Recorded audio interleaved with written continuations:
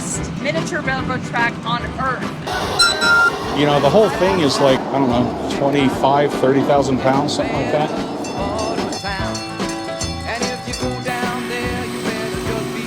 This is crazy. This is so cool. You could probably have it built for 300, 350,000.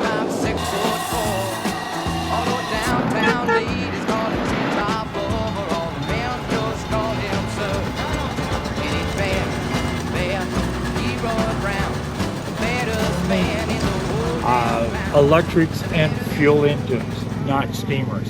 Steamers ran yesterday. Oh.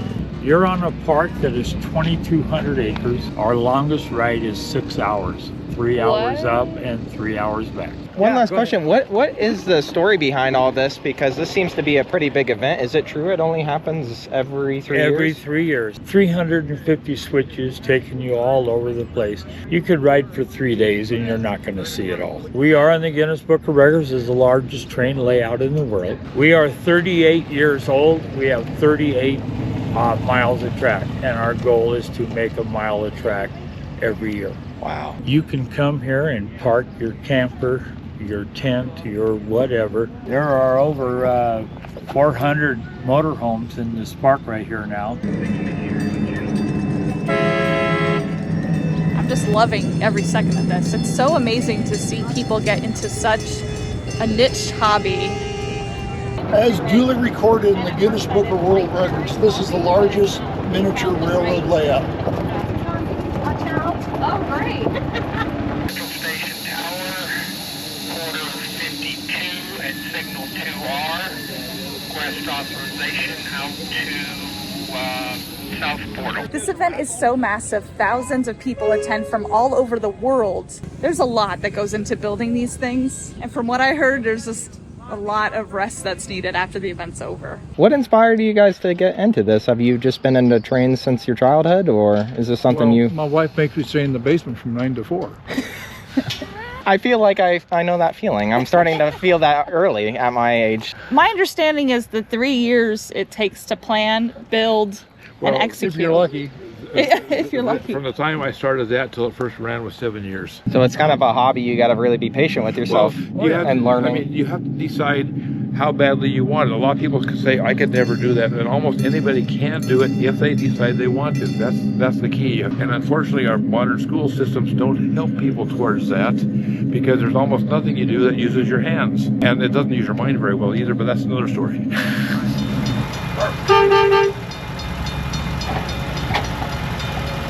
This is a lot. To walk in here not really knowing much, We got to go learn. we gotta learn. This side of the world, because I'm from Italy and my base in US is Philadelphia. I brought it here and I'm having a huge amount of fun. This was built probably 25 years ago. But I've been in trains all my life, but I've been coming here every month for the last 2 or 3 months from Italy. Every 3 years they set up this international meeting where everybody in US and from adjacent countries, and some people come from Australia or from Europe, they all get together and we're having huge fun in this incredible place. This is a displacement lubricator. This is the oil tank, and the way it works is that steam from the boiler goes through this pipe, gets cooled and condenses into water, and then flows into this tank, and because it's heavier as water than oil, it starts pushing the oil up. Where do you sit for? I mean, if it's you're going to sit here for 2 hours. Yeah, exactly. Luckily, you have to stop every so often to put water in it, and you can stop every so often to stretch your legs, because I got long legs, short arms, and a fat belly, and therefore you want to stop every so often just to stretch your legs. And in very layman's terms, what does the water do again? Water gets turned into steam. The steam gets fed to the cylinders. It expands in the cylinders, creates force that pushes the connecting rods, and then that turns the wheels. So water is almost like it's almost as important as gas as a car? It's the working medium. Okay. The energy source is propane, and that burns in the furnace. I light the burners in the furnace, and then I close the furnace. I find myself standing in the middle of what it seems to be like a well choreographed orchestra because they use this to kind of orchestrate which engines come out and where. And for each one of these, there is 3 offshoots there, so you can imagine just how many trains can fill this area up. Once every 3 years worldwide, this event happens. Very, very fascinating.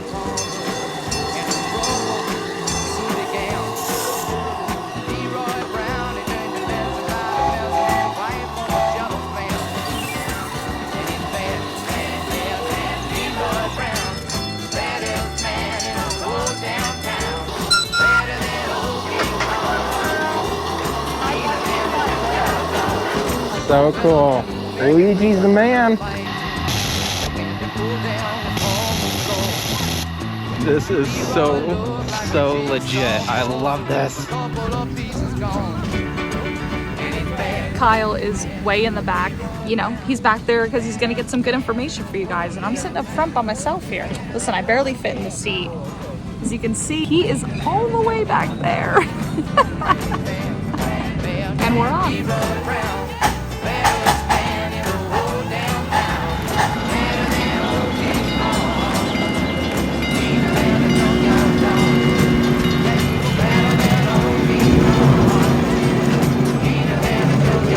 So what is some of the kind of like history of all this? I heard it set some world records. Is that true? Oh yeah, it's, I think the official numbers are 36 real miles of track, mainline track, not yard track. This is like the biggest boxcar collection, or not boxcar, but caboose collection in the world. This area itself, I think, is over like 2,000 acres. From what I understand, that's larger than Disneyland. Ballpark as best as you can. What do you think like a setup like this would cost you? Oh, good Lord. You could probably have it built for 350,000.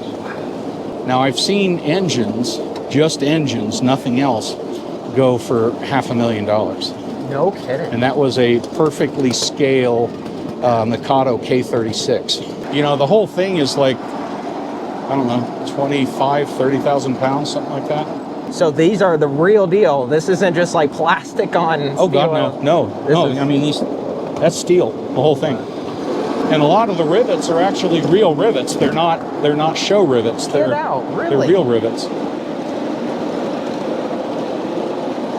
So we're currently riding on the Guinness World Record longest miniature railroad track. It's the longest miniature railroad track on Earth.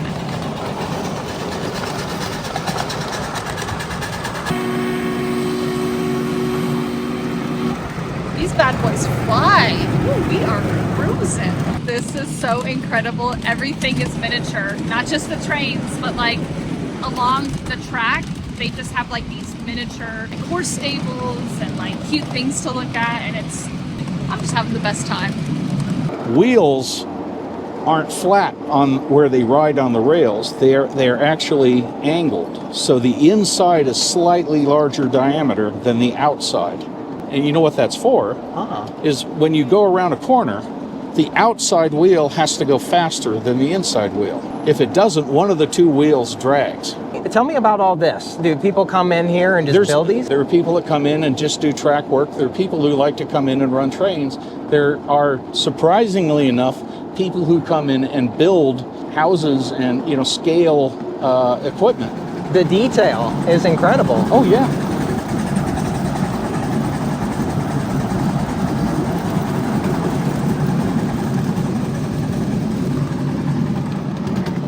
What a beautiful way to be able to explore Oregon, though. Well, you have to remember, most people, the track that they have most access to, I don't have a very large track at home, but I have a track at home, and it's about 700 feet total. It's like a jelly bean loop. You know, for most people, that's a good-sized track. Yeah. For me, that's like 2 minutes of driving around, you know, and then I'm on the same track again. Sure. So the advantage of coming up here and running on this is that, you know, you can get out there and just do an hour of, 2 hours of driving without repeating anything and just kind of tootling around. So it's a lot of fun just for that. And this is where everyone kind of camps. Partly, these are the trailers that people use to transport large locomotives and stuff. Oh. So most of these trailers are just transport trailers. Something like this, I think Chuck takes a 30-foot trailer with 3 stacks, 3 levels. Oh my goodness. You know, the whole thing is like, I don't know, 25, 30,000 pounds, something like that.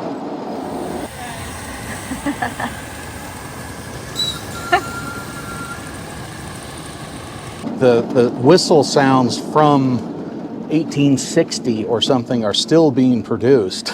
Wow. When you cross track crossings. In the simplest case, has like 3 different signals. The whistle? And Okay. You heard the 2 toots basically means we're getting ready to go. 1 means we've stopped and we're planning on staying stopped. 3 means we're backing up. A lot easier to rob a train that's Not still moving. than not moving. So, one of the old tricks was, you'd pile up a tree or something on the tracks, or you'd find a grade and you'd put grease on the tracks so the engine couldn't climb the grade. Like you can hear that engine slipping just a little bit up this track. The problem is with all of the people that run on this, you have people that are running hydraulic drives. Sometimes those will leak oil. And does that cause... Oh yeah. Oh yeah. Some slipping, okay. Traditional engines had a sand dome. That dome forward of the steam dome was a sand dome. They put dried sand into that, and then there were tubes that came down and went right in front of the drivers. It would have devices that poured sand onto the rail in front of the wheels to give, increased tractive effort.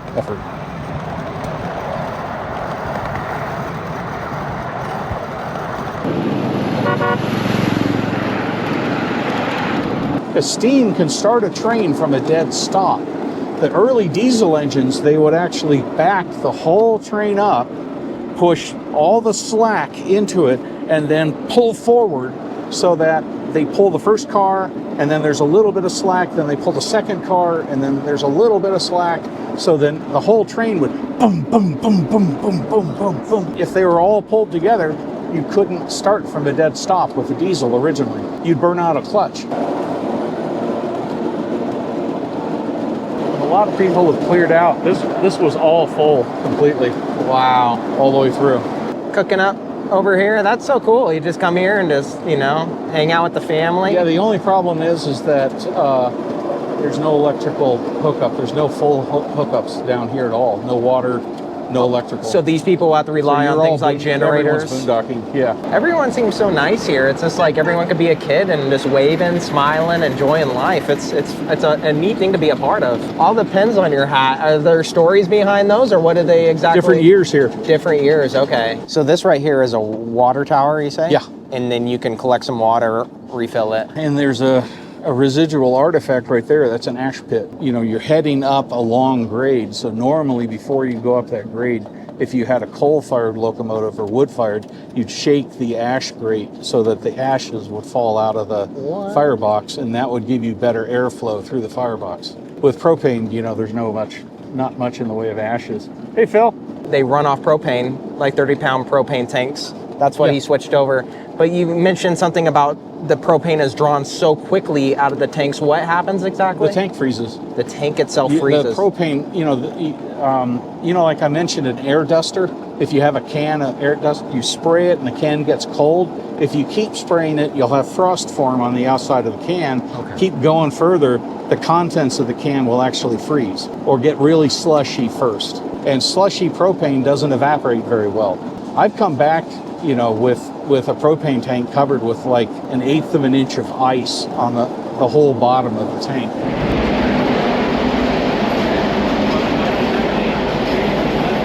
This is crazy. This is so cool. This is a tracked work car, so all the equipment on the back there is to go out and repair. Oh, interesting. Look at all that. That's fascinating. Got every tool you need. And how many trains did you say is here during the peak time of this triennial event? There were 470 engines registered, so that very well could have been up into the 500 range. We've seen the biggest miniature railroad on planet Earth. Now begs the question, what's next? Good morning. Well, good morning from California. We made it here safely. And it's interesting being in this state because sometimes you wake up at 7 in the morning and the temperature only drops down to like the low 80s overnight. Wow, it's been hot. It almost seems cloudy when we wake up, but in fact, it's just multiple fires going on around the area. So a little bit of heat, a little bit of smoke. We'll see where this day takes us, huh?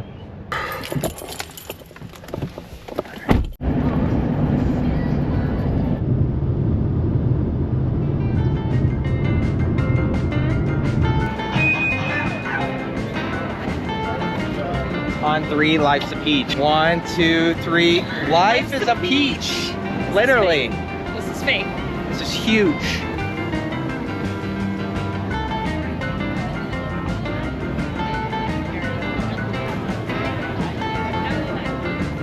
It's packed. This place is packed. So we made it to a place called Marysville, California.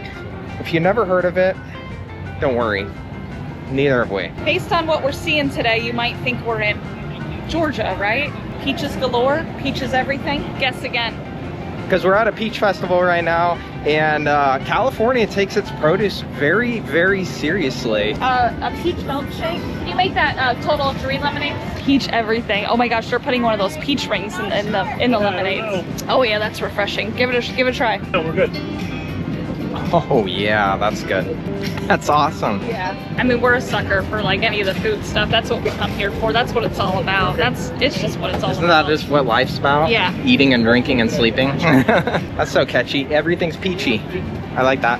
Thanks again, guys. Hey, thank you. This is really good. Enjoy. Cheers. That's pretty good. Here we go. Thank you, sir. 10. Appreciate Yeah, that. enjoy. All right. Wow, look at that straw. Here we go. It's so thick I can't even get it. Yo, there is. It's peach cobbler milkshake, so there's bits of cobbler in there. Yeah. It's like your childhood, you know, when you used to work at McDonald's back in the day. It's just like only way better. Way better. Way better. And you said you didn't want this anymore, right? Yeah. Okay. Hey. Oh, I'm Kyle. Learned a lot of the tricks. Oh, Been thank doing you. it for about 2 years now. Just bought a trailer. Oh, that's and then amazing. upgraded to a fifth wheel, so. Way to go, man. What? I was looking at your setup. You piqued my curiosity. What is all this? So we have a very large river bottom area. Better serve that. We got this. It gets us into a lot of areas that we can't take our engines. As far as it's kind of a recreational area also. So we get a lot of rescues in there, a lot of vegetation fires.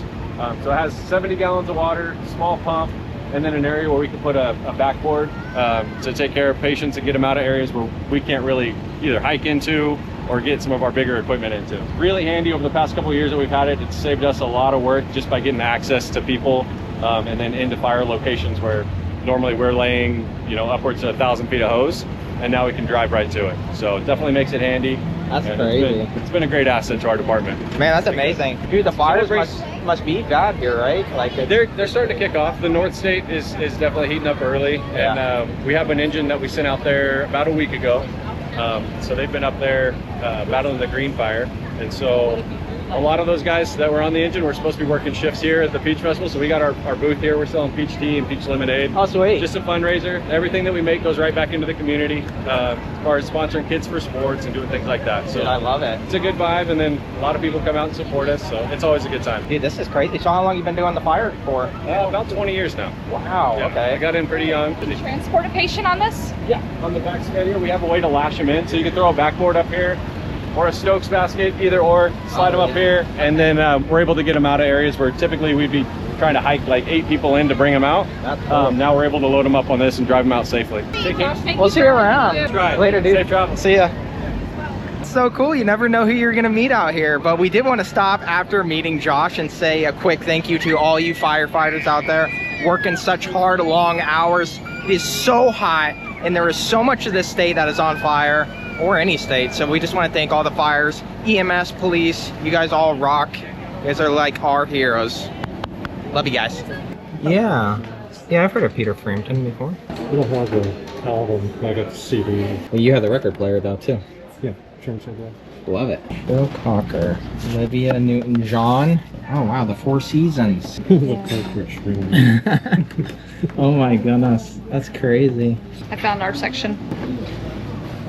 This is a pretty cool little antique store when you want to beat the heat. They have all these like fun little shops you can stop in. We get to see all the things that we can't buy because we have no space for it, but it's fine. Because we live in a, you know, All right, be honest, how many of you guys also had one of these casserole dish sets? What do you mean had? I'm pretty sure a lot of people still use it and have it. Yeah, look at these. I've never seen something so dangerous. This is the kind of skates I actually had to use. I kid you not, all the cool kids in my school had the rollerblades. I had to have the orange stoppers on the front. No. Yeah. And I married you, and this is what you wore. Oh yeah. Yes or yes? I'm gonna go with yes. Thank you. Oh yeah, we're just teaching hands-only CPR. Is this a great way to get out there and teach everyone like all the Just CPR? community, yeah, just community, just Cool. hands-only, no breathing, nothing like that. Right just on. compressions until we get there, or until they get tired or the person wakes up. That's awesome. That's good. It's great to teach people that stuff, right? Yeah, You it never is. know when you need it. No, yeah, you literally never know. Someone might be just sleeping. You might just think they're sleeping and they're actually not. What do you love most about working EMS? People, helping people. Yeah? I love it. I mean, you gotta have a special personality to do that, right? Yeah, you do. You see people on their worst day every day, huh? Yeah, for the most part. Sometimes it's little things, but I mean, everybody's emergency is different. It's been a while since I did this, so don't judge me. How long are you going to do that for, sir? Yeah, I'm done. I'm cooked. How many times happens?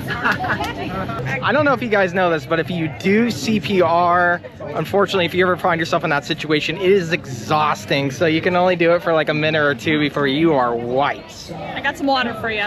Thank you. Yes. Well, the Peach Festival was a blast, and we thought we'd take a little break and break away from the crowds. We're just outside Chico, California right now. Stumbled upon this. It's actually a covered bridge, which is really, really cool. And the best part is it's all backed up against this huge gorge up here. This just screams Summertown vibes, you know what I mean? The water looks so inviting. Everyone sounds like they are having a blast down here. This is cool. You don't really see a lot of covered bridges on the west side of the country. This one is so new, so tall. Because I'm used to, back home we have, and when I say back home, I grew up in Pennsylvania. So like, we will have covered bridges, but they're like 9-10 feet max. This is massive. This is like cathedral size. Yeah, this is so neat. Yeah, Dad was just saying it opened up earlier this year.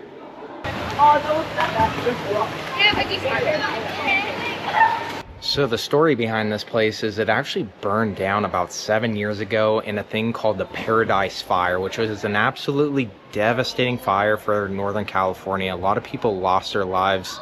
And we actually had to work an assignment around this area as travel nurses because the hospital got burned down and all the people had to evacuate. Unfortunately, this bridge was also involved in the fire and it burned down completely. To rebuild the historical bridge lost in the campfire. So earlier this year, I guess the community got together and put all their money into one pot and was able to rebuild this up to what it is right now. It's pretty magnificent. Size of this wood. I know, this is massive, massive.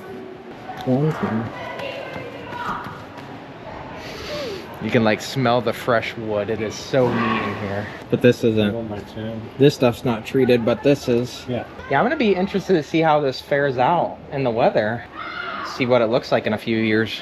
Trying to take a shower and the water is just not keeping up. It's getting cold really fast. I'm gonna go explore the only thing keeping the hot water running while we're out here on the road.